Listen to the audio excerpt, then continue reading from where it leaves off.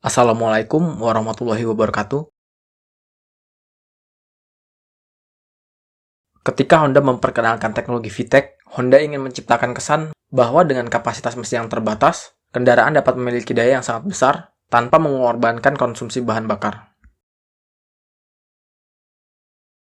Honda Integra X SI adalah kendaraan pertama dengan VTEC yang dipasarkan secara lokal di Jepang, dengan kapasitas 1600 cc menghasilkan daya 160 horsepower. Ini berarti setiap liternya menghasilkan daya 100 horsepower, nilai yang belum pernah ada di zamannya.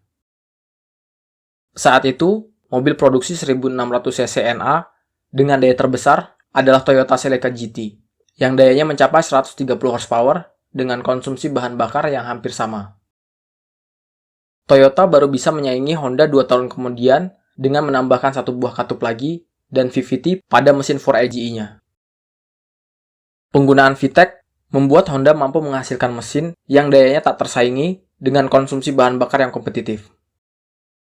Lalu, pada 1991, Honda mengembangkan VTEC-i dengan konsumsi bahan bakar yang tak tersaingi, tapi juga memiliki daya yang cukup kompetitif.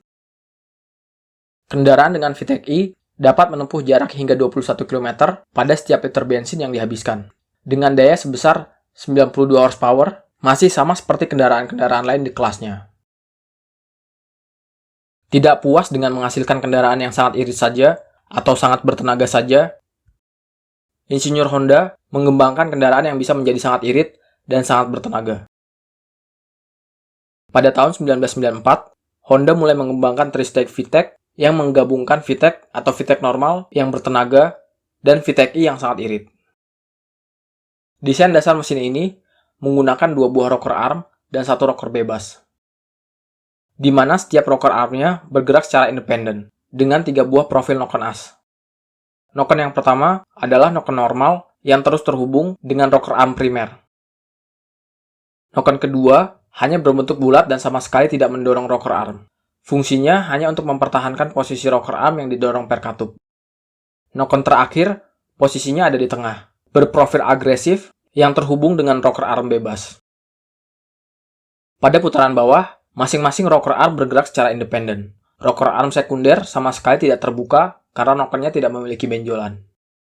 Setiap silinder hanya disuplai oleh satu buah rocker arm. Hasilnya, beban kruk as untuk menekan per katup dan katup berkurang, sehingga memperbesar torsi yang dihasilkan. Selain itu, satu katup yang tertutup membuat udara masuk akan menghasilkan pusaran yang dapat memaksimalkan proses pencampuran dengan bahan bakar. Proses pencampuran yang maksimal ini membuat rasio bahan bakar dan udaranya dapat menjadi sangat rendah, yaitu 20:1. Lebih rendah dari proses pencampuran ideal, sekitar 15:1. Ketika mesin bergerak ke RPM menengah, lamanya bukaan katup semakin berkurang. Penggunaan satu katup masuk tidak lagi efektif untuk mengalirkan udara ke ruang bakar. Maka ECU akan menyalurkan pelumas, mendorong pin stage kedua dari rocker arm primer untuk mengunci rocker arm sekunder. Rocker arm sekunder yang sudah terkunci dengan rocker arm primer tidak lagi menyentuh nokennya. Kedua katup akan terbuka dengan jarak yang normal, dapat mengalirkan udara secara efektif pada putaran menengah. Perpindahan ke stage 3 baru terjadi pada putaran atas antara 5.000 hingga 6.000 rpm, ketika noken normal tidak lagi mampu mensuplai udara secara efektif. Pin stage 3 pada rocker arm primer akan mendorong pin-pin pada rocker arm bebas dan rocker arm sekunder, sehingga ketiganya terkunci.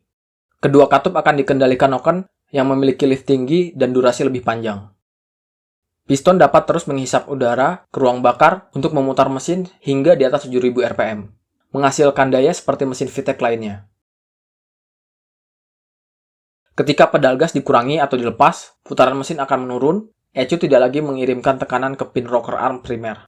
Maka per pada rocker arm sekunder akan mendorong pinnya untuk kembali lagi ke posisi semula. Begitu juga pada pin stage 2, yang akan kembali ke posisi semula ketika mesin berputar di bawah 2.500 rpm. Melalui teknologi three-stage VTEC ini, Honda membuktikan bahwa kendaraan dapat menjadi sangat irit dan juga bertenaga secara bersamaan, sesuatu yang dianggap mustahil di eranya. Salah satu mobil yang menggunakannya adalah Civic VTI Mark III pada tahun 1996. Mesinnya menghasilkan daya sebesar 130 horsepower, seperti mesin VTEC SOHC 1500 cc yang lain.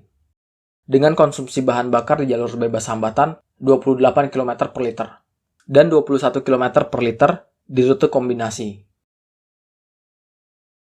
Civic MK3 VTI menggunakan sistem SOHC 4 silinder segaris dan 16 katup, di mana pada stek 1 hanya menggunakan 12 katup, stek 2 menggunakan 16 katup dengan bukaan normal, dan stek 3 dengan bukaan tinggi dan durasi yang sedikit lebih panjang. Penggunaan tri-stek VTEC juga membuat transisi tenaga antar profilnya menjadi sangat halus. Tidak lagi ada efek tendangan dari mesin. Saat ini, mesin dengan tri-stek VTEC tidak lagi diproduksi, digantikan oleh iVTEC. Kendaraan dengan tri-stek VTEC juga sangat langka dan sulit diidentifikasi, karena tidak menggunakan emblem VTEC di silinder head-nya. Selain Civic VTI Mark III, hanya ada satu jenis mobil lain yang menggunakannya, yaitu kembarannya Vario yang diproduksi hingga tahun 2000. Pada mesin SOHC, tri-stek VTEC sudah terbukti bertenaga dan sangat irit di zamannya. Hal ini menjadi citra yang melekat pada Honda hingga saat ini. Meskipun demikian, tidak diketahui kenapa Honda berhenti mengembangkan tri-stek VTEC pada mesin DOHC atau mesin-mesin yang berkapasitas lebih besar. Bisa jadi karena kerumitannya, atau Honda menggantikannya dengan sistem VVT plus VTEC. Sekian dulu videonya, silahkan komen jika ada yang salah dari video ini. Semoga waktu Anda bermanfaat. Wassalamualaikum warahmatullahi wabarakatuh.